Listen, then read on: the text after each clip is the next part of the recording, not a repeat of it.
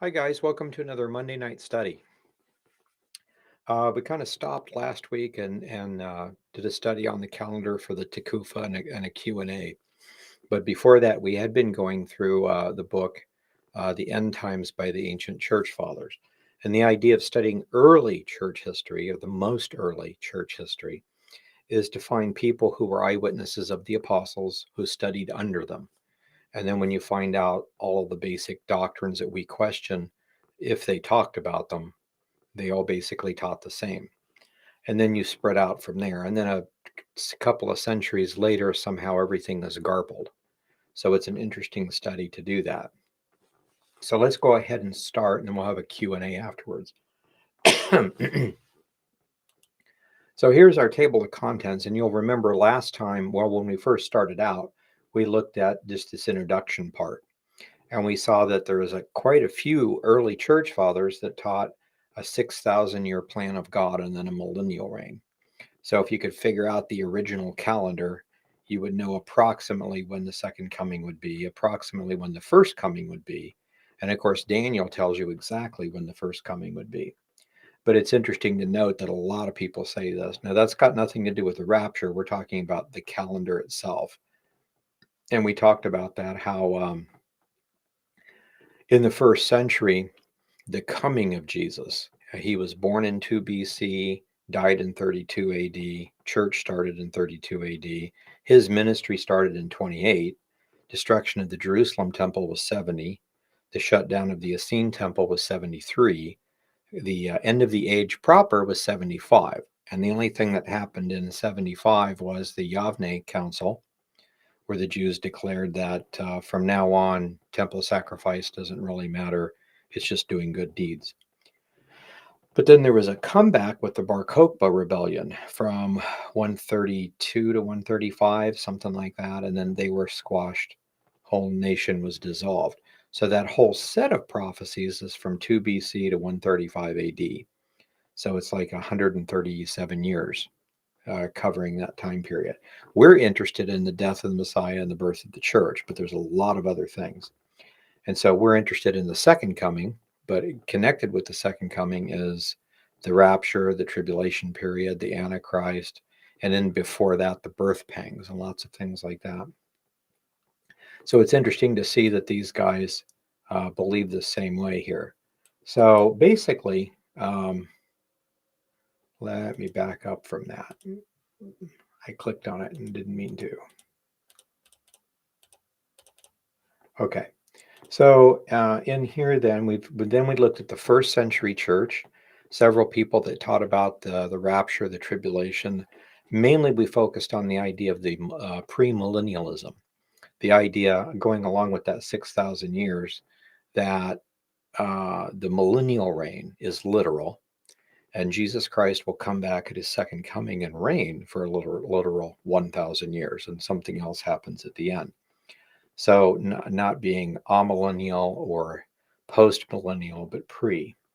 And everybody agrees the earliest church fathers, and basically all of them, were pre-millennial. So when you get into the Calvinistic ideas and the post-millennial, mid things like that, you have to ask them the question, well, where did it go wrong if it went wrong? The church fathers got garbled. Well, these are people back in the times of John, and he sent corrections in the book of Revelation to 7 churches. I think he could have sent corrections to other people too. And most of the church fathers were emphatic. You've got to believe it exactly the way John taught it, period. So there's a lot of internal evidence for that. Then we looked at Justin Martyr. And then we looked at, that was the first week. The second week we looked at, and you can go back and these should all be on YouTube. We looked at Irenaeus's teaching, or the vast majority of it. The fact that he was premillennial and that he was a pre-trib rapture person, and his concept of when the time of the end begins. And basically he said that is when Israel comes back as a state. That's when the birth pangs would begin. So Israel came back in 1948. He didn't date it, but whenever it happens, that's when begin the end times, so to speak, or the birth pangs. Then he talked about the Roman Empire being split and then dissolved, and then you see the 10 nations, and then the Antichrist, the abomination of desolation being the Antichrist sitting in the temple claiming to be Christ or God incarnate, and the Antichrist being from the tribe of Dan. And he didn't specifically state what he meant by this. And we talked about that a little bit, the idea that he could either be a direct descendant of somebody who's Dan, which would make him a Danite or an Israeli or someone from Jacob, or someone born in the area of where Dan, the tribe of Dan, used to be. And we'll see that later because it's a theme that keeps coming up with other church fathers. And so basically, the area of where Dan used to be is a small piece of Lebanon, a part of northern Israel, and then a small piece of southern Syria. So he's supposed to be the king of the north, and we'll see that later. So it's an interesting thing. That would be the area, if that's what we're talking about. And then the number 666. And it's an interesting concept because he mentioned he's writing what turns out to be a 5-volume work called Against Heresies. So he's writing against the cults of his day. And he's in a chapter talking about this one weird cult. And this cult thinks that they are the 144,000, that the prophecies are happening right then and there. And he counters that. And they had some other thing. He didn't really say what it was, but he needed to explain 666 because they were getting that mixed up too. And so he ends up writing to Polycarp. Remember, Polycarp worked with John for decades in ministry, simply to ask the question, I'm putting this book together and I'm attacking this one cult and everything. But before I do that, I want to make sure I'm interpreting it right. Did John ever tell you how to interpret this? And Polycarp writes back and said, well, yes, he did, because I had the same question.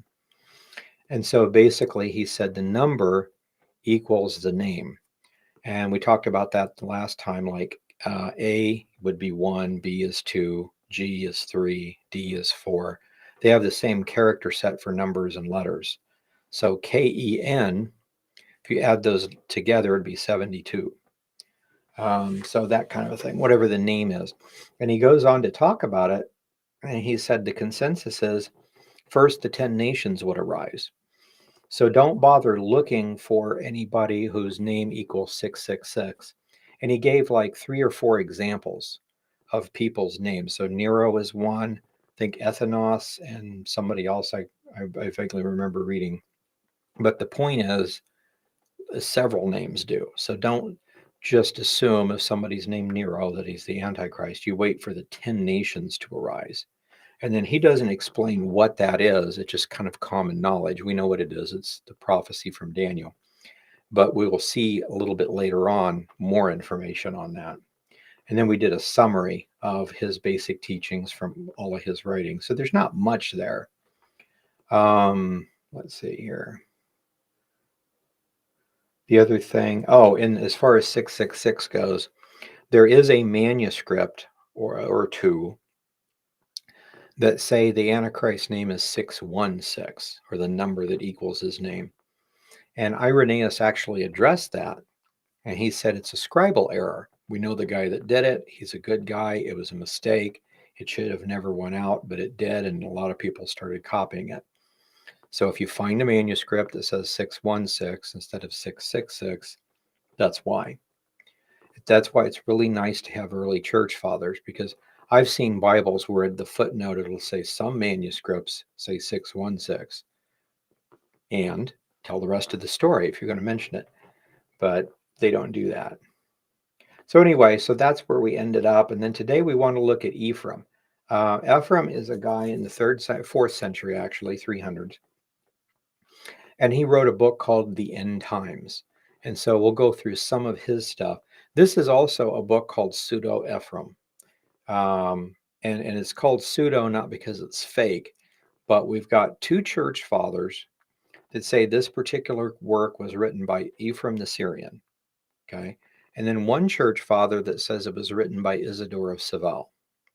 For our purposes, we don't care who wrote it. It's just somebody wrote it. It's a church father of some sort. They teach prophecy. and we're looking to see if they teach something different or if it's the same. And it's the same. So, point being, if two church fathers would have said it's written by Isidore of Seville, and one church father would have said it's written by Ephrem, they would be calling it pseudo Isidore instead of pseudo Ephrem. So that's what we're talking about. It's not that it's a fake work, it's they're not absolutely sure who wrote it. And for our purposes, we don't care. So, Ephrem's book called The End Times. And so we'll go through here and start with us. So here's the introduction. We're just going to go through and read part of it. Dearly beloved brothers, believe the Holy Spirit who speaks in us. We have already told you that the end of the world is near, the coming consummation, faith withering away among mankind. Now, many foolish things are seen among the youth, crimes among bishops, lies among pastors, perjuries among deacons. There are evil deeds among the ministers, adulteries in the aged, wantonness in the youths, immature women, false faces, and in virgins, dangerous traces. Apparently is a idiom of some sort back then. In the midst of all this, there are those wars with the Persians, and we see the struggles with diverse nations threatening and kingdom rising against kingdom. So remember, this is a church father. This one is not an eyewitness of the apostles, so it's another 100 years out. And so he's telling you what he thinks. A lot of us know good Bible teachers that back in the 80s and 90s and early 2000s thought surely the rapture's around the corner. There's no way it could get much worse. Time can't really go much further. And now it's been another 20, 30 years since then, and we're still waiting. Not that they're wrong, but we're always have this expectancy. And some people are the opposite. According to Peter, it's like they don't think it's ever going to happen, and it definitely will. So he's saying that, number one, the wars between the Christians and the Persians are going on right now, 4th century. And because of that, he's thinking, oh, maybe this is it. Right now we're seeing a war with Russia and the Ukraine. And if somehow Israel was to enter or Muslims were to enter and attack Israel, somehow it's possible Russia could get pulled down. Maybe the Gog Magog war would start. So maybe, maybe not, but we're all thinking these things. What's going on with Israel right now? And as I speak now, Netanyahu is in power, and there is an attempt of a reform in the government. And there's a lot of people protesting because they're perverted. They want the perverted loopholes. And the conservatives are out in force saying, no, we support the government. We want to go back to a biblical standard, which is a good thing for us to think about. Not in any dangerous way, but just to make our voices heard. So he's talking about this, so that might be. And then he can think of examples where there's crimes with bishops and pastors, deacons, wantonness, adultery, theft, lying, stuff like that. And that kind of stuff should not be in a church. And normally in your churches, you're going to see they don't tolerate the perversion, although some of them are beginning to now. They don't tolerate somebody coming in drunk or on drugs or something like that. But then the other stuff, like the lies, the subtlety, the immodest dress, things like that, people tend to not look at for whatever reason. And so it kind of starts that way. So he's just saying in his day in the churches, it's not like it should be. And so he's thinking it's getting pretty bad out there. So he goes on and says this. So now he goes back to the stuff that he's taught. Rome is first divided and then dissolved. So remember the prophecy. This prophecy is based on Daniel chapter 2 with the picture of Nebuchadnezzar's dream, the image. And you have Medo-Persia, Greece, and Rome being symbolized by the metals and the statue. And the statue has two arms, which are the Medes and the Persians that came together to form an empire. And then the statue has two legs, which are the Roman Empire, but it's two divisions. So somewhere along the line it divides. And then you got 5 toes on each foot. So that helps us somewhat pinpoint the area, kind of or where to look for, at least, of this 10 nations. So it doesn't say anything about it was a weird statue that had 7 toes on one foot and 3 toes on the other. That would be a really important point not to miss, to let us know there'd be a block of 7 nations and a block of 3. But no, it's 5 and 5, if that means anything at all. But in this thing, we understand this because Rome is one nation and it's pagan. And it stays pagan up through the destruction of Israel. And then Israel's abolished, and then it comes back in 1948. But during the diaspora, which is from 135 AD on, 135 to 1948. So it's 1800 and some years. While that's going on, though, there's a couple of 100 years of intense persecutions of Jews and or Christians back and forth by the pagan Romans. And then eventually Constantine makes an Edict of Milan tolerating Christianity. And then about 50 years later, another Caesar makes Christianity the official religion. And then things begin to change. There's no more official government persecution of Christians in general, Christians or Jews in general. So what's going on then at this point is we need to look at the dates. So if Israel falls, the church is born in 32, Israel, the temple's destroyed in 70, Bar Kokhba rebellion in 35, and then the nation is completely dissolved. However you count that. And then in 325, so basically almost 200 years later, Christianity is tolerated, officially tolerated. It's an okay religion. They're not a problem. We don't like them, but we tolerate them. And then 50 years later, and the date is 395 AD. So in 395, the Roman Empire, which is one empire, it was pagan, it became Christian, and now the same emperor that made it Christianity official, it split the empire into two. So those are the two legs, east and west. So this is interesting to me because this is Ephrem. He's in 300s with the Persian Wars and stuff like that. Christianity is tolerated. It's not officially a religion yet, or not the official religion, and the empire has not split. And we saw this from Irenaeus too, who was a disciple of Polycarp and occasionally saw John. So we have the same kind of stuff. So the question is, just looking at Daniel's statue, you would assume that the empire splits into two and then there's 5 toes on each foot. But that's an assumption, that we're putting together. It's a good assumption. But he begins to say that no, that's the basic teaching. So let's look at this.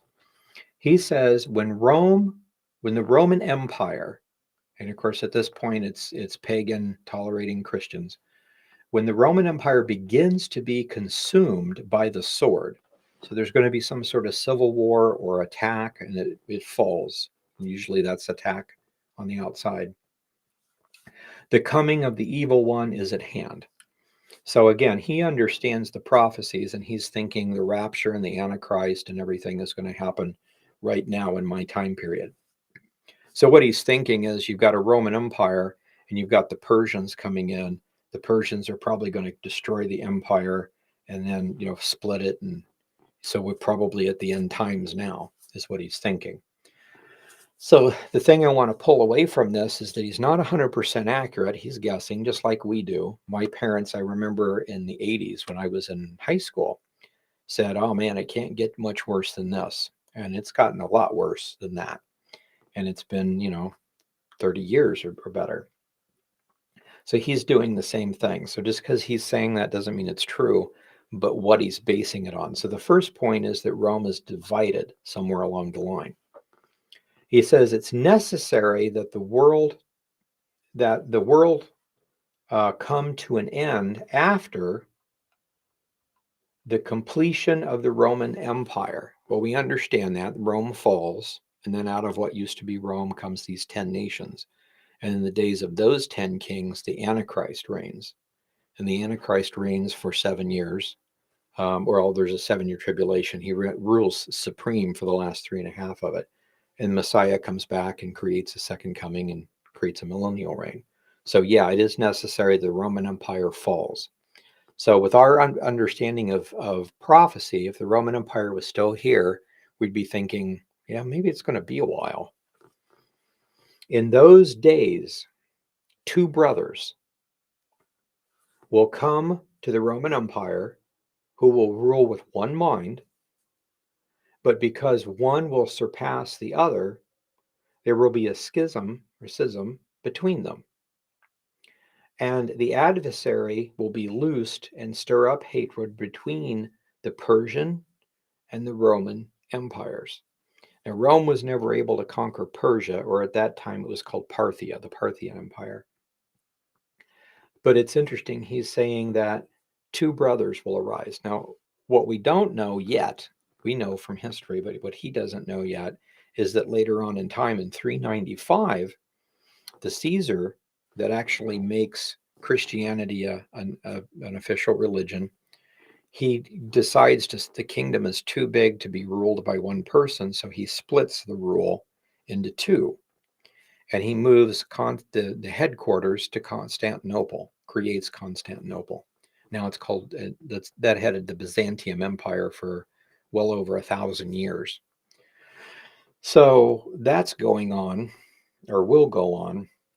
And he doesn't understand that yet, or see that that's going to happen.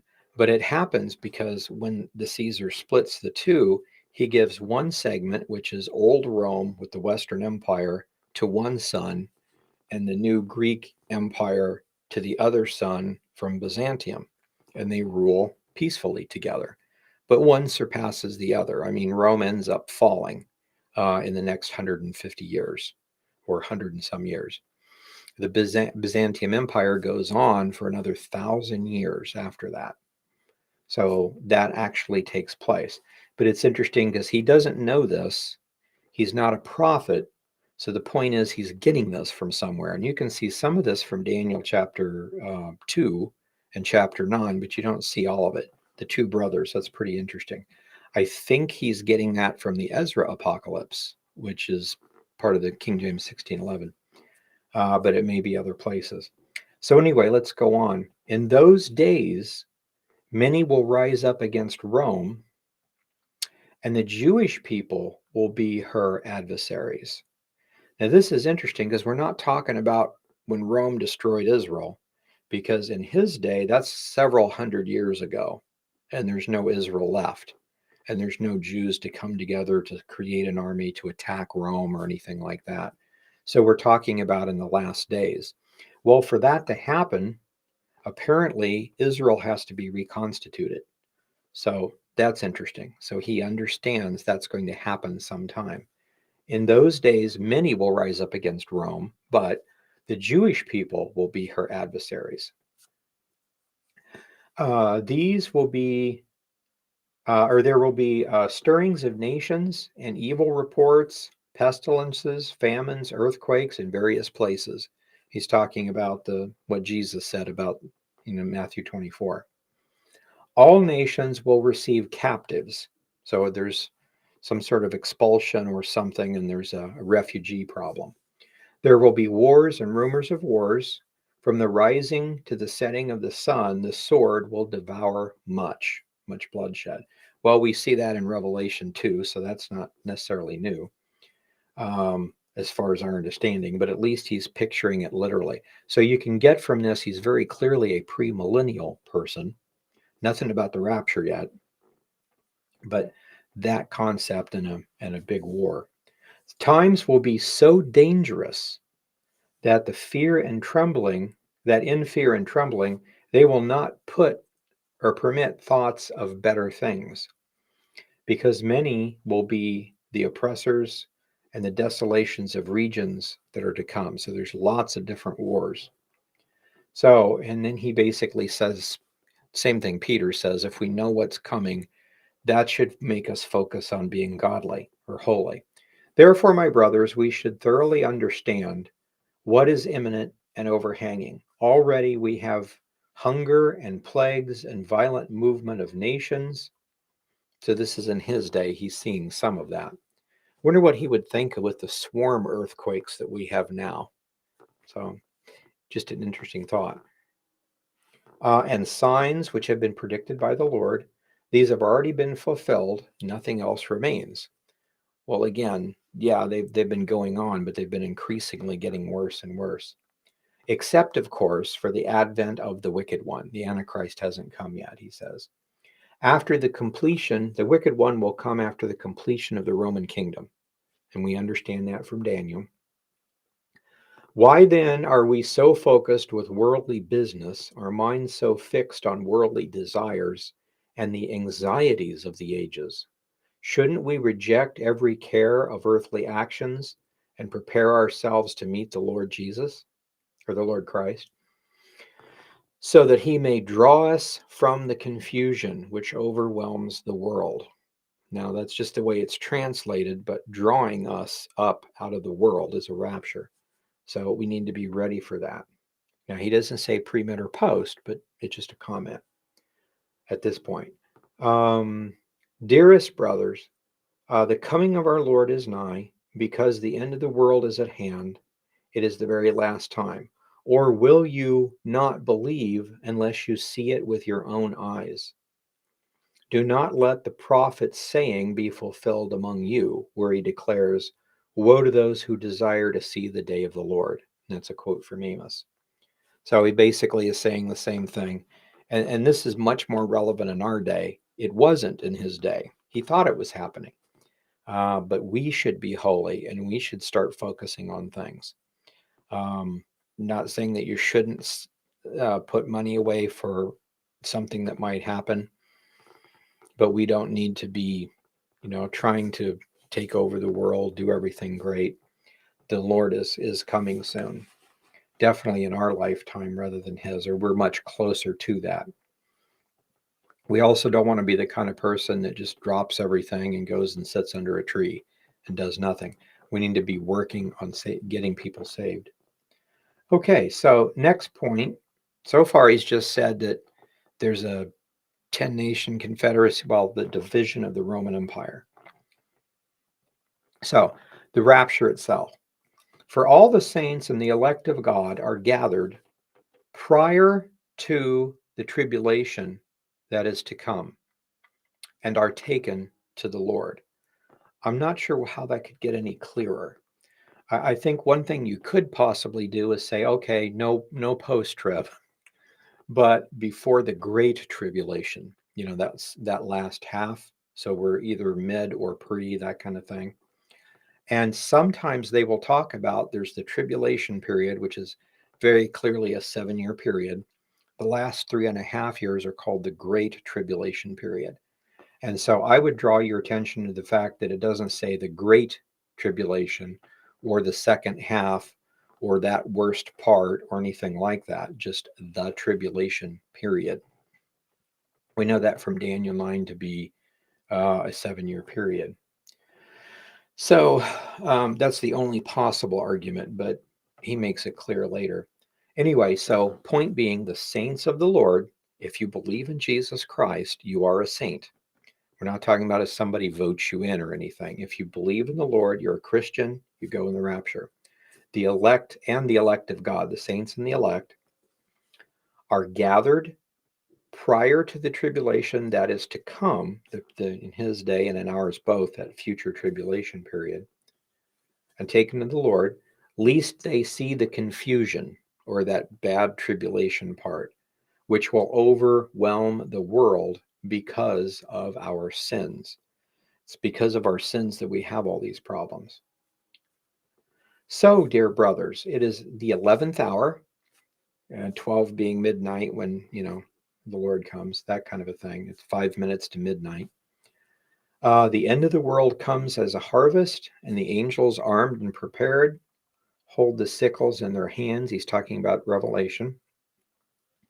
And they're awaiting the empire of the Lord. I thought it was interesting that they used the term empire. And we think that the world is completely blind to this, arriving at its downfall early. Commotions are happening, wars, diverse peoples, battles, incursions of barbarians that threaten, countries being desolated, we seem neither afraid when hearing of the rumors of wars or seeing them appear. We should repent. If we are afraid of it, it's if we are afraid of them, it is because we do not wish to be changed. We need to repent of that too. And so, yeah, if you'd rather have the things not happen so you can have your own little kingdom, your own kids, your own empire, your own money, your own retirement, and it would be much better just to go be with the Lord. And if you really believe that, it tends to change how you think and how you act. Um, I was talking with somebody the other day that it told me it was a parable. Actually, I was telling someone else about it, but the parable was you take a guy who has mortgaged everything, and he's in debt really bad, but he's got a really good paying job, so it's okay. He comes into work one day, and he's told they're downsizing. He's fired, and he is so distraught. He actually thinks about committing suicide. And we can see that there are people that do that kind of stuff. Now you step back a week, this same guy in the exact same position, he gets a phone call from the doctor. Doctor says, I'm sorry to have to tell you this, but you have cancer, and it's fast spreading, and there is no cure.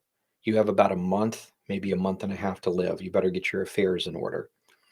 So he's scared to death. He gets these affairs in order and gets everything ready. Then all of a sudden he gets another phone call from the doctor. I am so sorry. Somebody at the lab mixed up the tests. You're perfectly healthy. The other guy's dying.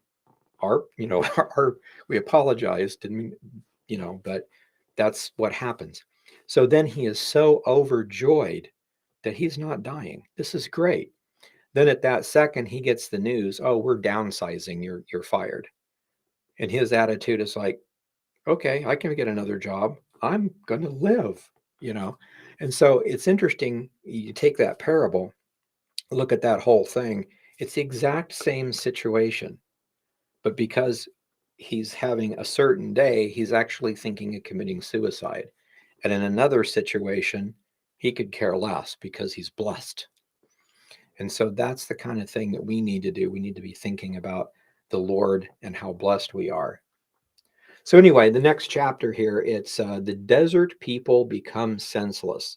This is really interesting because uh, basically in the Middle Ages, I mean, from his time to Israel coming back, that 1800 years, there are the Muslim nations that arise, and basically the desert people or the Arab peoples. Nothing wrong with the peoples, but this movement arises. And the first chapter here is about in the desert, which is south of Israel, there's people there and they become senseless. So, what are we talking about? He says this: when the end of the world comes, and this is what's interesting to me because what he describes is clearly the rise of Islam, which is basically 600s, not 400s. So if he understands that this hasn't even started yet, and this is something that's before the tribulation period, he should understand that it's a ways off, not that it's happening in his lifetime. So unless he's hearing of wars down south or something. But anyway, when the end of the world comes, there will arise diverse wars, commotions on all sides, horrible earthquakes, pre-tribulations of nations, tempests throughout the lands, plagues, famine, drought, great danger throughout the sea and the dry land, constant persecutions, slaughters and massacres everywhere, fear in the homes, panic in the cities, quaking through the thoroughfares, suspicions in the mail, anxiety in the streets. I wonder what the suspicions in the mail are, mail suspicions. Kind of makes you wonder. Anyway, anxiety in the streets. In the desert, the people become senseless. Now, he's not saying this because you're out in the desert and the heat gets to you, but we're talking about some sort of a demonic thing. In the desert, people become senseless. Spirits melt in cities. A friend will not be grieved over a friend, neither a brother for a brother, nor parents for children, nor a faithful servant for his master, but one inevitably shall overwhelm them all.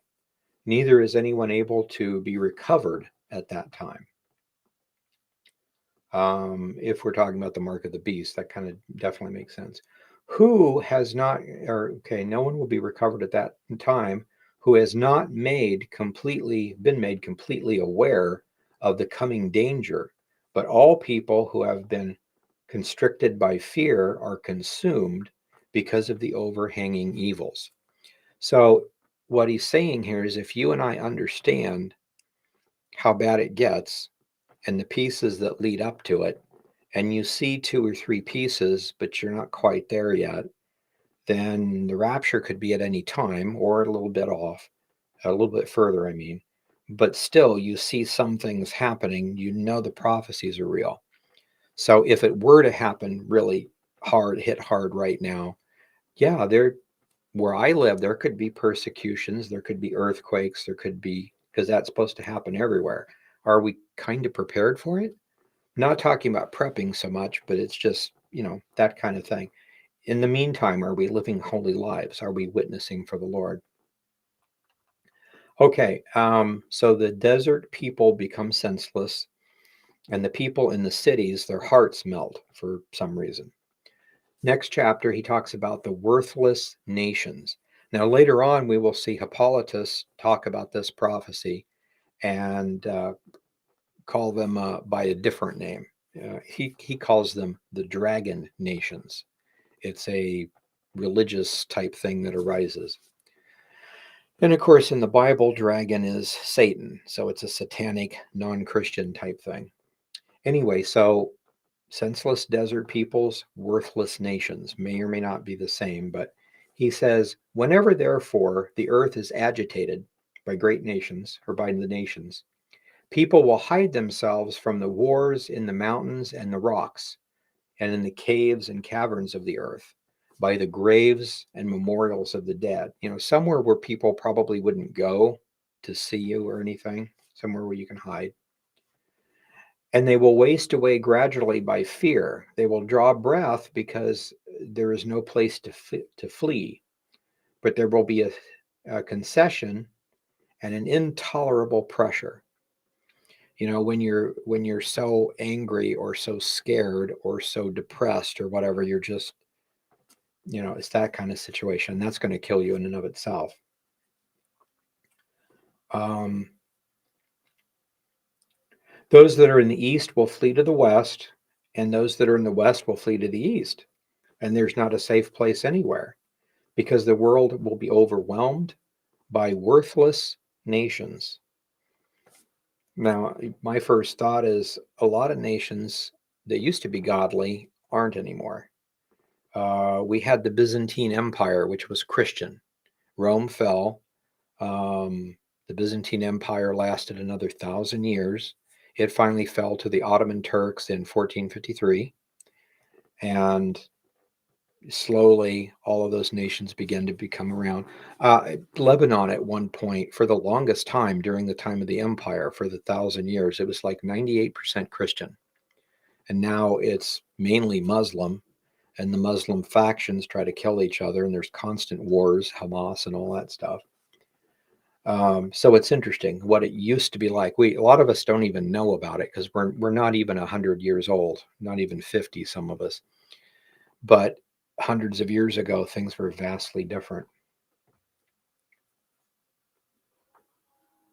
Those worthless nations, whose aspect appears to be of wild animals rather than men, because those very much horrible nations, most profane and most defiled, who do not spare lives, destroy the living from the dead, shall consume the dead, and eat dead flesh, and drink the blood of beasts. They pollute the world, contaminate all things.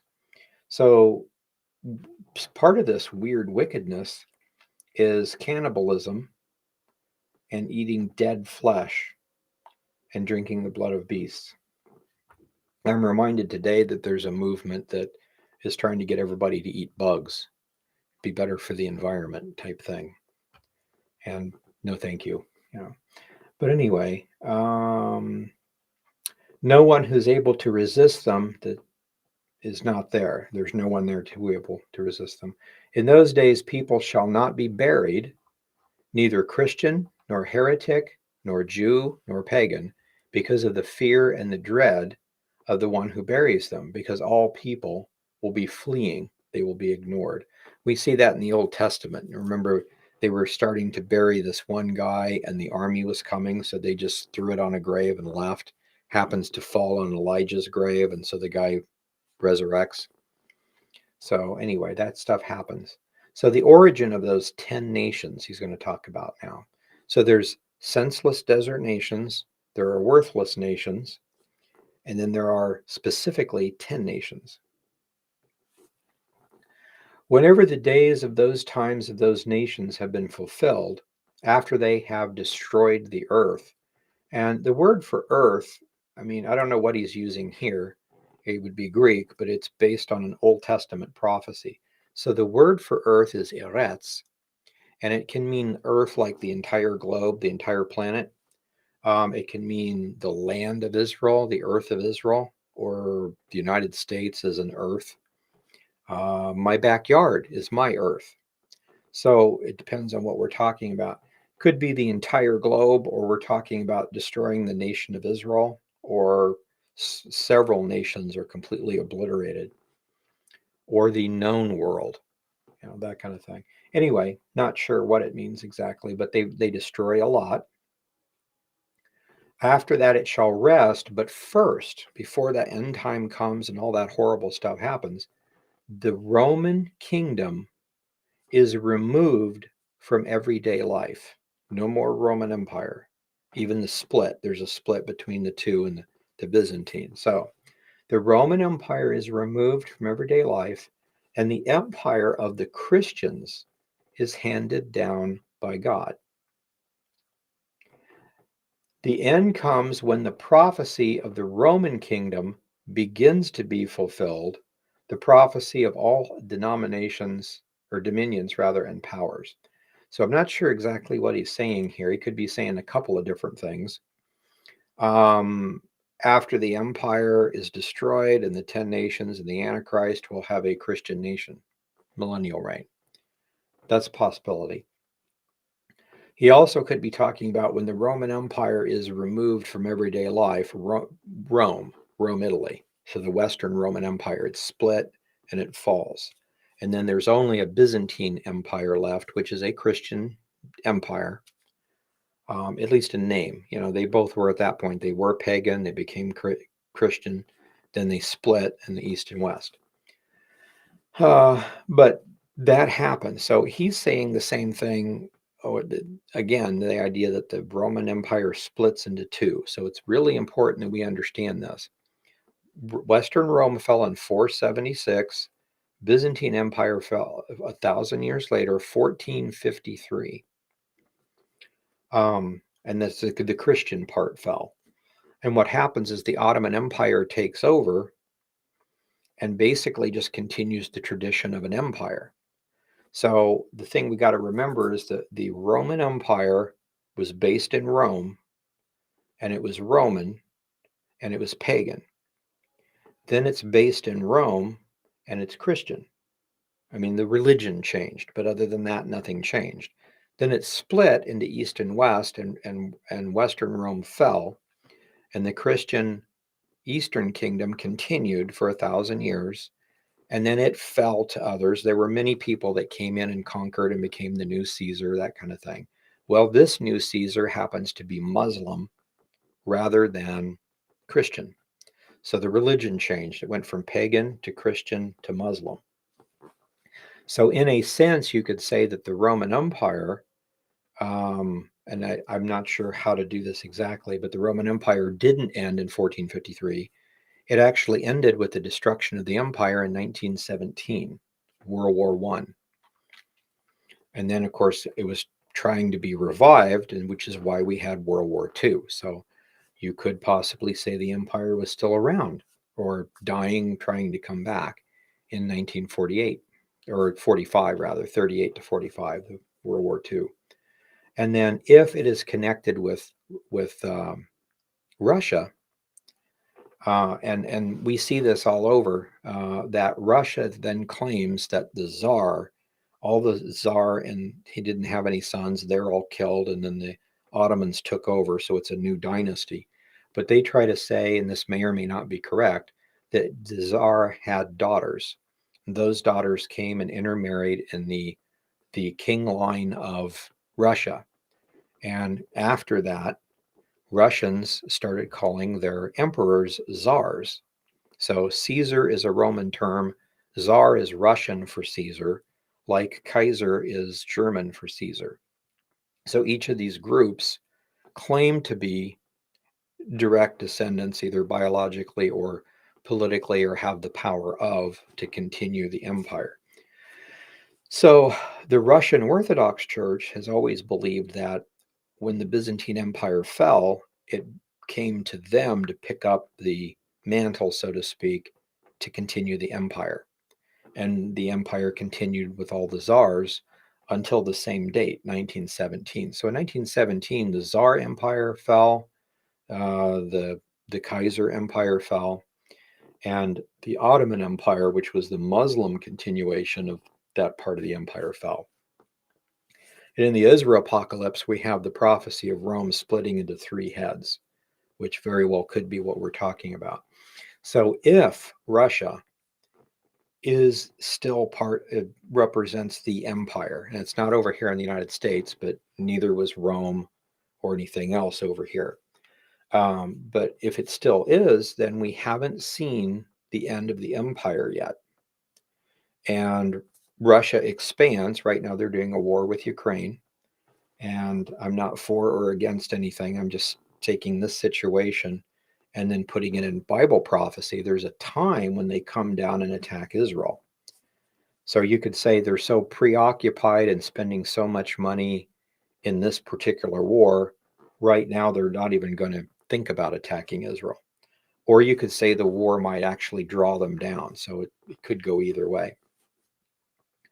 But when Russia is destroyed, according to Bible prophecy on the mountains of Israel, God actually intervenes and causes them to be destroyed. That would be, if that's the case, the actual end of the empire. So if that's the case, it hasn't happened yet.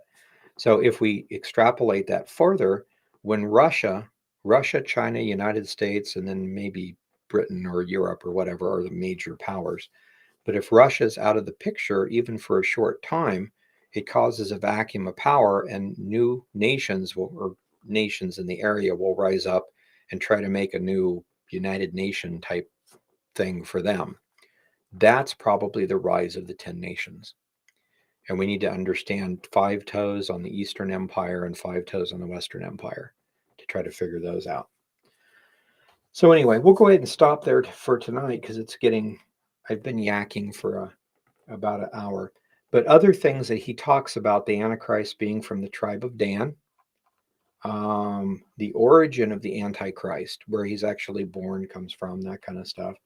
The first 3.5 years and its connection to Psalm 83. They don't actually talk about, or he does not talk about Psalm 83, that it's a prophecy in and of itself, kind of like we do. But it's interesting that he's referring to the first 3.5 years of the tribulation period and mentions a quote from Psalm 83. I showed this to Bill Salas one time, and he said, well, I don't think it's there. I think it's before. And I said, well, you might be right, you might be wrong. Point is, he thinks it's future. So someone like Amir, for instance, thinks the whole thing is past. Maybe he's just off slightly. And of course, you're talking about the end times. They, like us, don't know for sure if the Gog-Magog war, is it before, during, or after the rapture?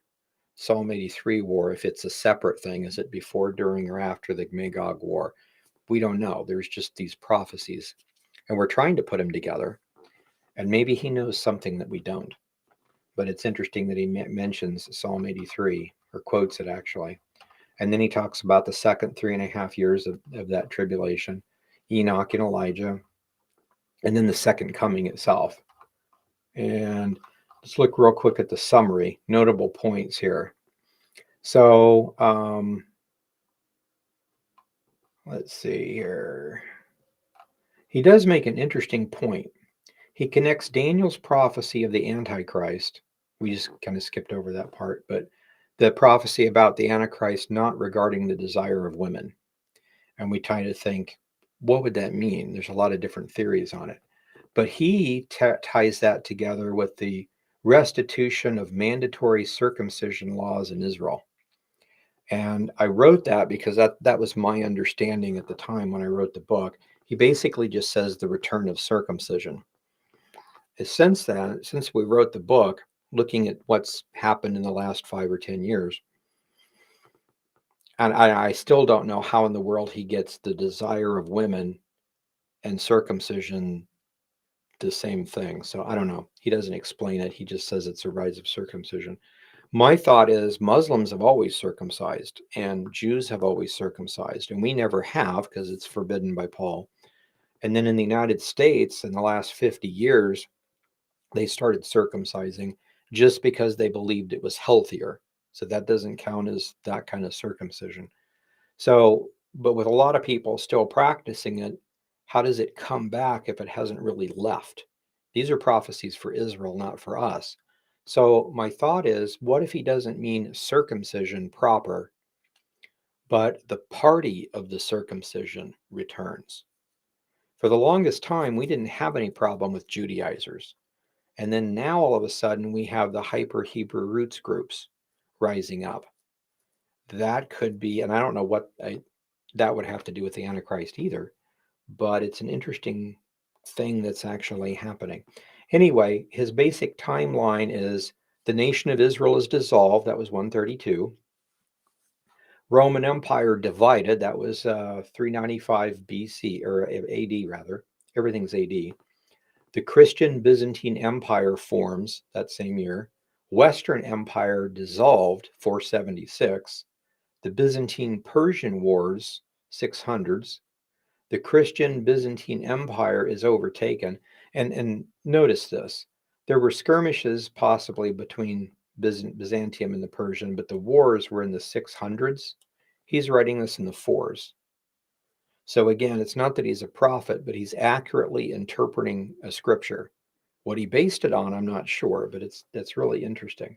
So far, he's batting 1,000. Anyway, the Christian Byzantine Empire is overtaken. We read that. That was 1453. And then desert peoples become warlike or senseless, possibly 600s. Or if it's sometime after that, it could be connected. This could be talking about the Byzantine Empire falling to the Ottomans. Anyway, Antichrist born in where the tribe of Dan used to be, which is the Golan area. Worthless 10 nations arise. And then we've got the 7 years beginning.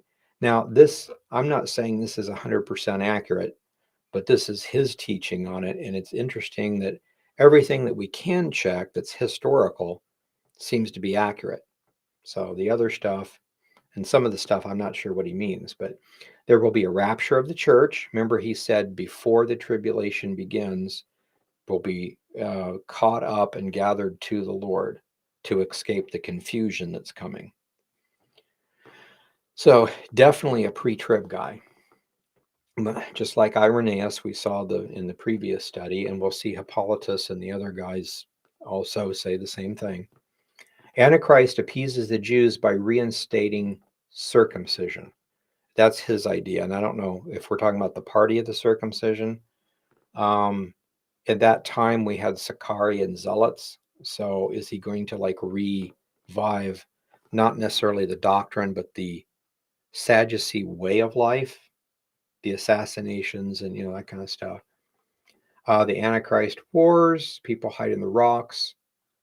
He did make a comment, we didn't look at it, but Ammon and Moab surrender to the Antichrist first. He actually says at and I don't know where he gets this either, but the very first war that the Antichrist fights Remember, the Bible says he takes over many countries and there's a lot of wars. The very first one is actually in Beirut, Lebanon. And again, I don't know how he got that. He just blurted it out in the text. I'm thinking like, well, Beirut, Lebanon is a really interesting place. They always have problems, so interesting. Antichrist slays the two witnesses, stops temple sacrifices, sets up an abomination of desolation, and then implements the mark of the beast system. And that's in the middle. And then at the end, we have the second coming, the destruction of the Antichrist, and the millennial reign. So we'll stop there for tonight, but just wanted to do that. So next week, what we're going to do, we looked at the introduction, Irenaeus's teaching, and then tonight we just looked at some of Ephrem's teaching. And then we've got to look at Hippolytus, and he wrote 2 books, one on the Antichrist and one on the end of the world. So we'll look at some of these things, see some of the same things. My main reasoning for going through this is basically to show the basic stuff. So if they were all premillennial, why is anybody amillennial or postmillennial? Even Eusebius, we're working on that. Eusebius actually says the party line is that we're amillennial and we've always believed it. So he says that to get his book published, basically. That's the official line. But then further on in the book, he very clearly shows that they were always premillennial until the schism of Nepos, and he explains how everything flipped.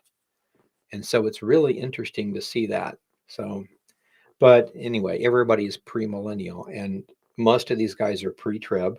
They all believe in a literal Antichrist, a literal 7-year period.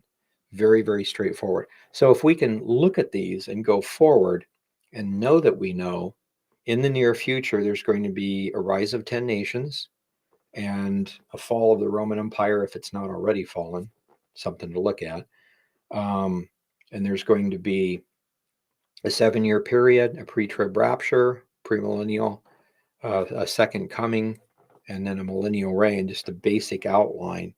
Then we can go forward and see if we can't figure out how to plug in the Magog War, Battle of Armageddon, Psalm 83, destruction of Damascus, the Elam War that's probably going to take place in the near future. That's in Jeremiah 49, but it's also in Enoch, I think 56, in Enoch somewhere. So we need to look at all those things.